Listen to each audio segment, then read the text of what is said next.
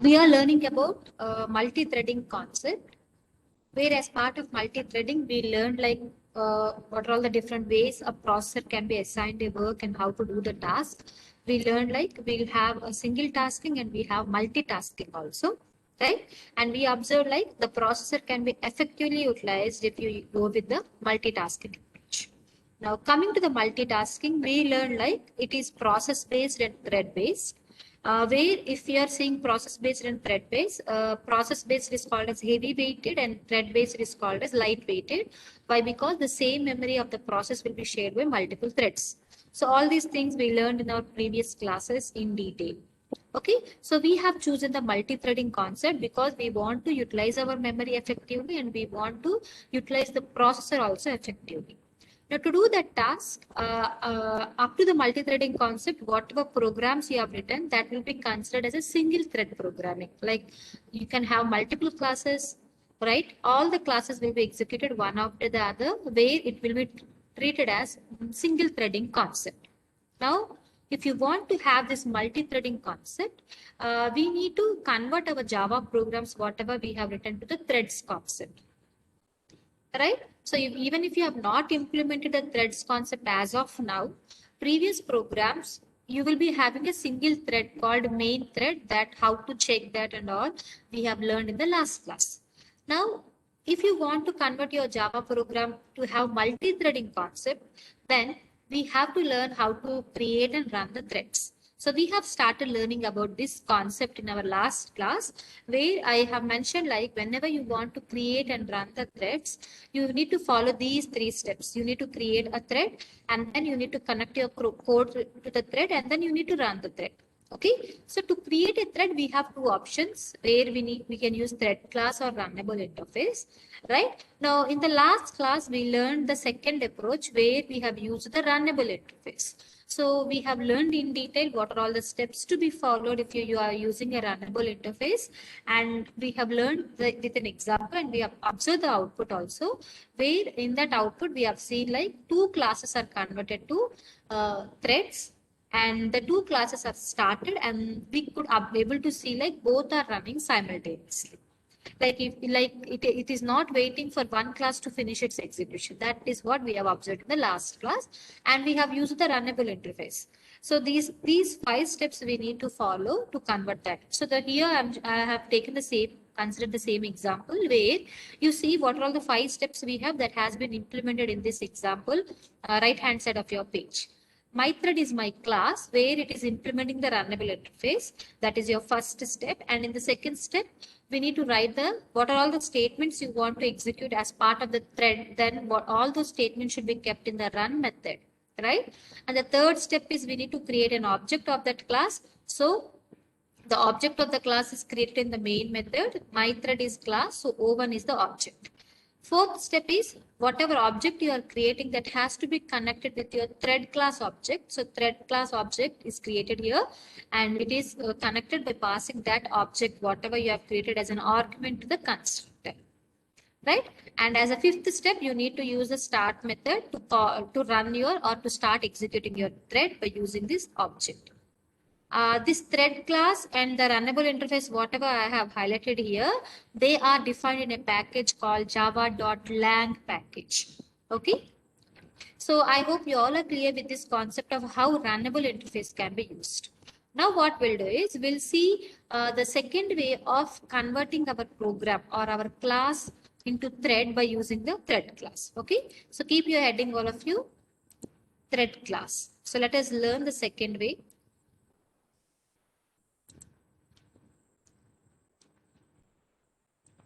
Where we are going to use the thread class. First way is we have used the runnable interface, but now we'll see how to use a thread class to convert our program to the our classes into threads. Okay, all of you. Now, to do this task, what are all the steps we need to follow? So make a note of all the steps what we are going to follow. The first step is obviously we need to create a class. Okay, and that class has to extends thread class. Whenever we want to use a thread properties, then we whenever you want to use a class properties, we need to use a keyword called extends. But in case of runnable, as it is an interface, we have used the implements keyword. Okay. Now, second step is we need to obviously write the same way we have done in the runnable interface. Write run method in the above class. Same step. Whatever we have done in the runnable interface, that class has been converted as a subclass of your thread class now.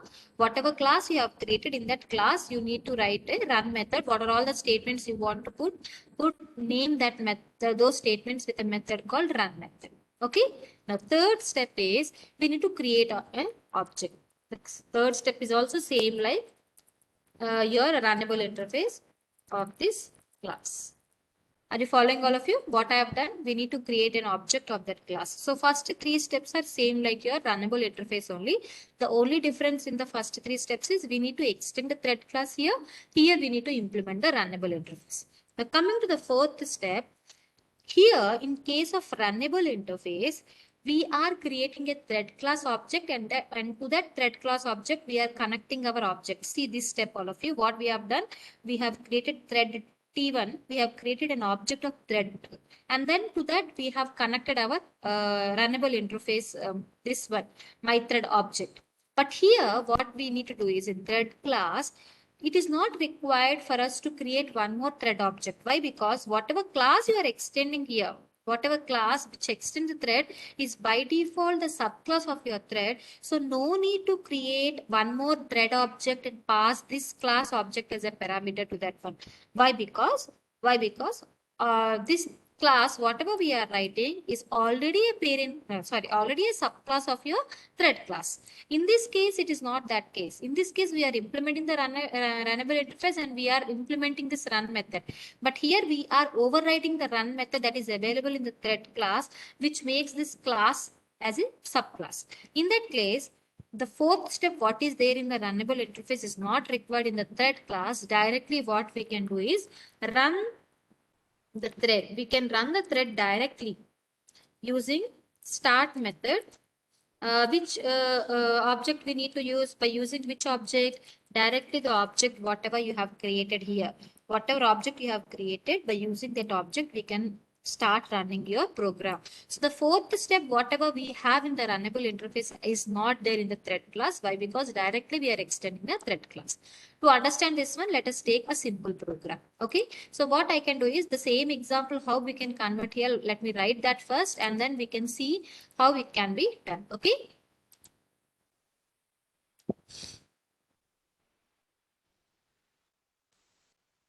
So what we need to do, we need to take one class first, isn't it or not? So let us call that class is class. Okay.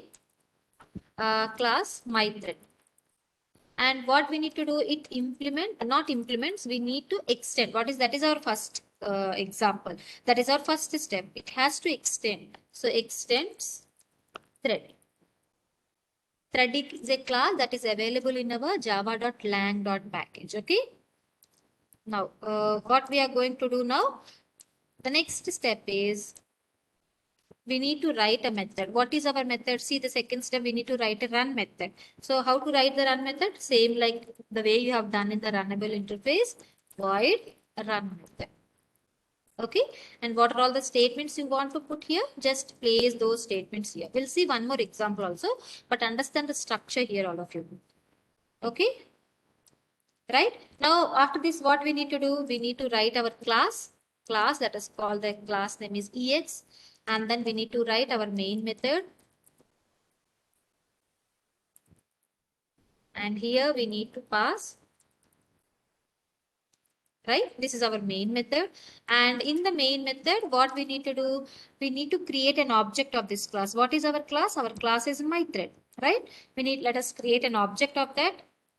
And let us call that object name is O1 equal to new mythread. That is our third step is done. Now, after third step, what is it told? Directly, you can start running your program using the start method and the object, whatever you have created. That means, see here, you can compare the examples between these two.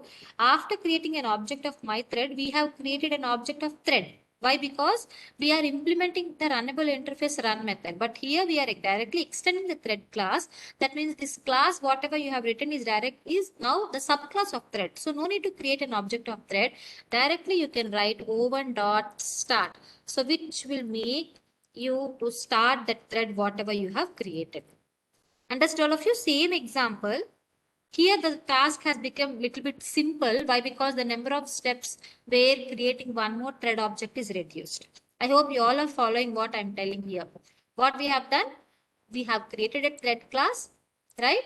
And the thread class is extending whatever class you want to convert as a thread, that has to extend this thread, and then um, it has to implement the run method, and then its object has to be created here, and once the object is created, directly we can call the start method. Okay, so let us see one example. Is that clear to you all? What are all these steps, how it has been written? Understand the difference between these two. What is the difference here? The difference is we have not created the thread object. Someone is saying like run method. I didn't get that. You have to use the start method, which helps us to run this method. Okay, so let us see one example and we'll run this program and check how it will be executing. Okay, so what we need to do, we'll follow these steps. So what are all the steps we need to do? Let us do. So let me take one example where I'll take one class, and that class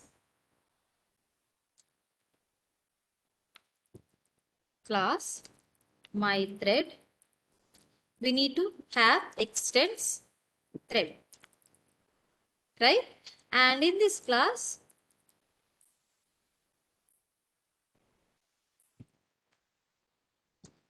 sorry, not main method, we need to write public void run method, right? Isn't it or not? And the statements I want to include here is same old example I'm taking where we have used for the runnable interface.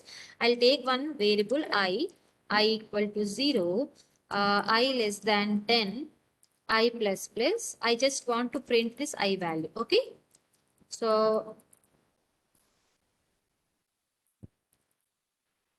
what I want to print here is first, let me write first thread I equal to, I just want to get an output like this, and then I'm trying to print the I value. Is that clear all of you what I am writing here? Just I'm converting my one class, my thread class. I want to convert into thread. So I have extended the thread class. We are learning the second way. So where I have written the first step extending, and second step run method is also written. Now what we need to do, let us write one class called ex1. Sorry. Class ex1, and in that we need to write one main method. Okay, and in the main method, what is the next step we need to do? We need to create an object of this one. Okay, so let us create an object of this one. O1 equal to new. That's it.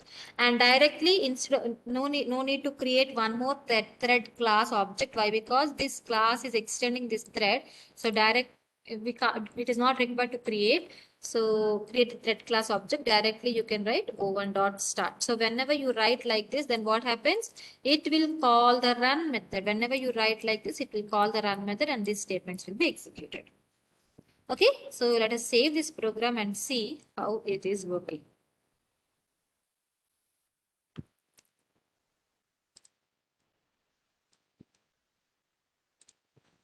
Okay, let us open our command prompt.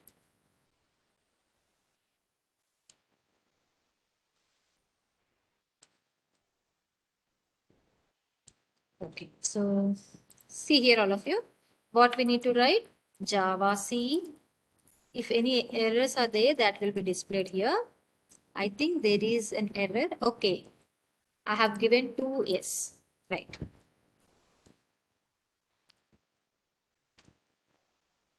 Right, now we need to run our program Java EX1. You can see all our threads are running.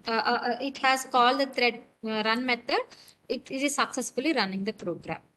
Right? So using thread class also we can do. Now, if you want, you can create one more thread, one more class. Let us call thread one, and it is called, let us call this as a second thread. Okay. This class also I want to convert as a thread. That's why I have extended the thread. And then same thing, we need to create an object of that. You all know these things. So the class name is myThread1.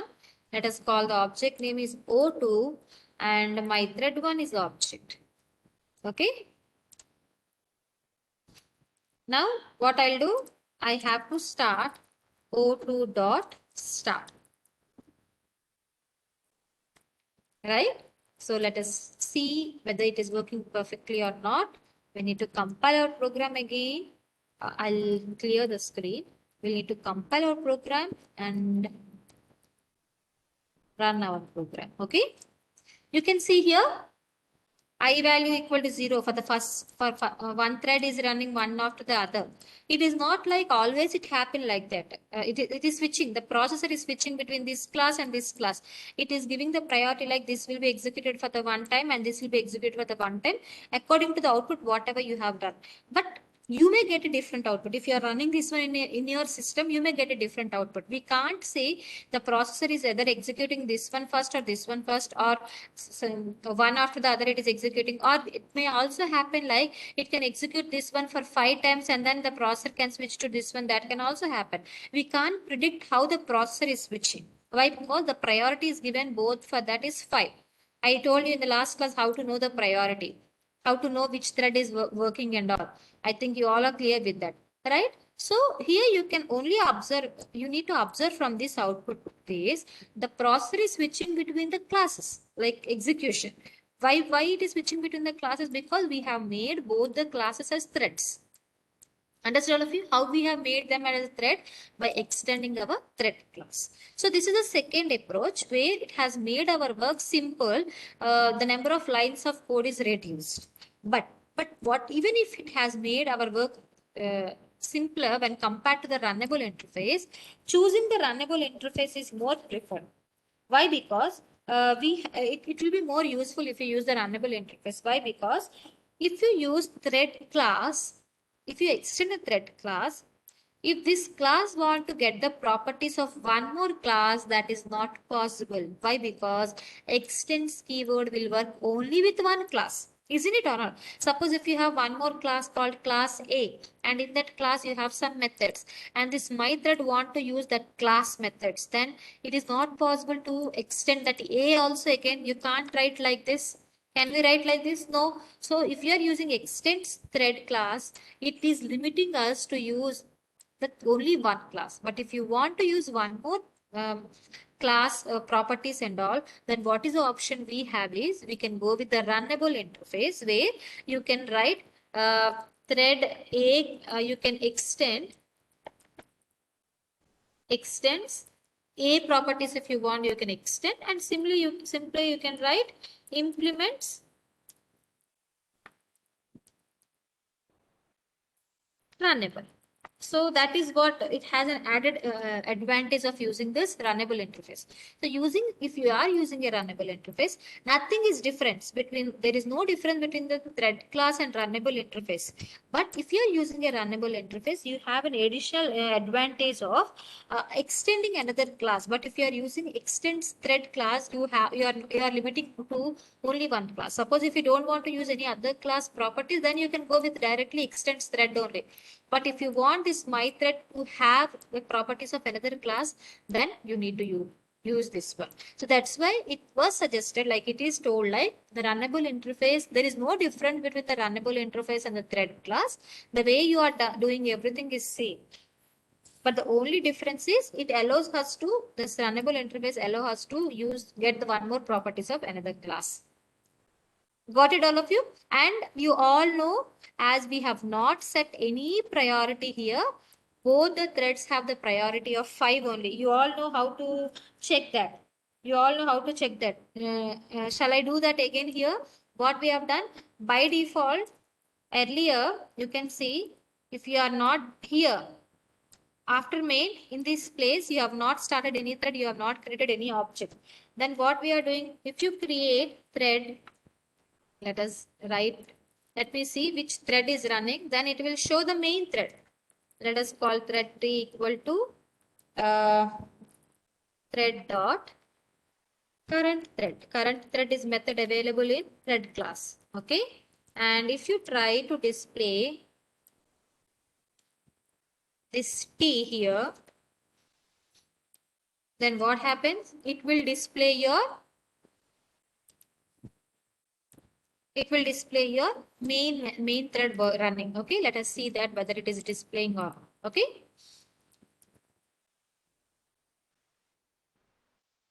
You can see here the main thread is running. Okay, and if you want to see after your O1 and O2, if you want to check that one, what you have to do? What you have to do? You need to add this one here. Let us see whether you will get the output. Okay.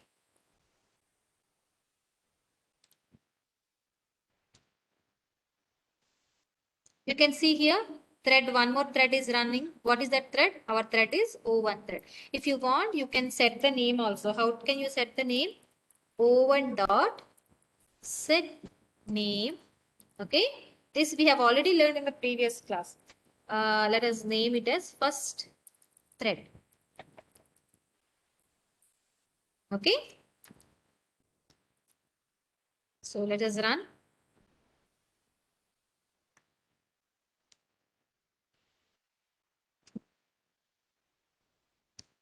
You can see here it is named as first thread, and observe here in both the cases the priority is set by default priority, which is 5.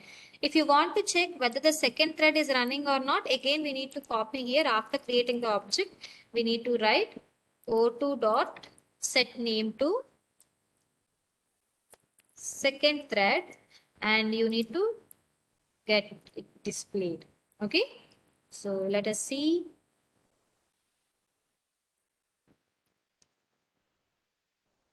You can see here earlier main thread is running, and then the first thread, whatever we have created, that is running, and the second thread is also running. For all these three cases, you have the priority as 5 only.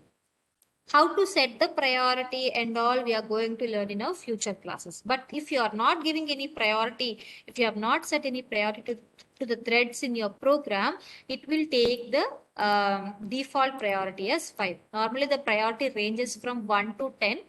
Okay, this is the default priority.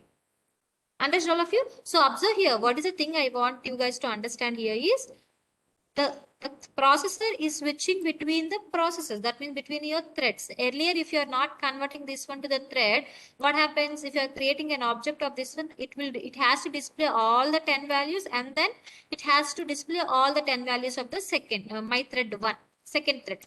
But if you're as you have converted this one to a thread, then what happens? What happened here? It is switching between the threads. Understand all of you? Is that clear? I hope you all are clear with this concept of using this thread class. So you have to understand why we have two approaches. The first approach will allow us to have multiple inheritance concept. But whereas the second approach will restrict us to use only the thread class, we can't get the properties of another class.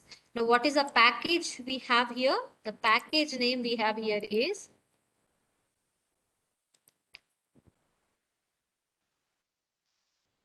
what is the package for using the thread class and this runnable interface? The package name is java.lang.runnable or java.lang.thread. Okay.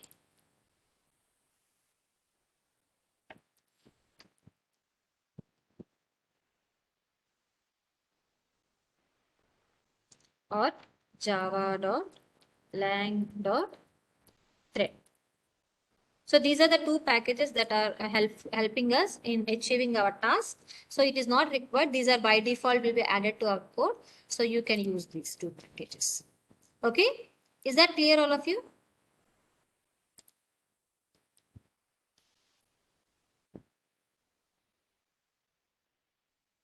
Any doubts in this concept?